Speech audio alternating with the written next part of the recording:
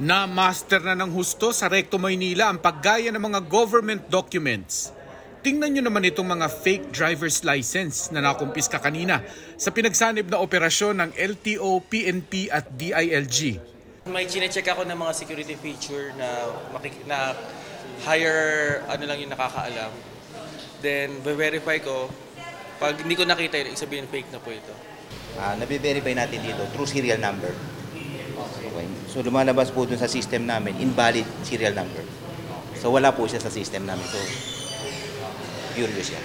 Mga hindi expert, hindi ma-determine kung peke or totoo, nagagamit siya sa crime. Pati sa mga, for example na lang, sa SIM card.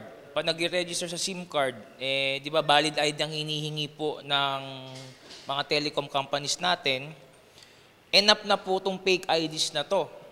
Pati mga rehistro at ORCR walang pinag-iba sa totoo. Nagagamit na siya sa mga iba't ibang mga scams. Wala rin pinag-iba sa tunay ang fake land titles na ito. 5 suspect ang nadampot dahil sila ang nag-alok ng peking dokumento sa entrapment operation. Matagal nang kilala ang Recto sa peking dokumento kaya marahil ang tanong mo rin, bakit hindi sila masawata? Based on our intelligence and investigation, meron sila minsan mga hard drive din na sinasaksak lang nila. Then tsaka lang nila yung sasalpak yung pangalan pati picture nung nagpapagawa. Pagtapos lang gawin, pupull out lang nila kaya wala ka na makikita. Malamang daw natutuntunin din ng pulisya ang mga pangalang nasa mga peking dokumento para panagutin din sila sa batas.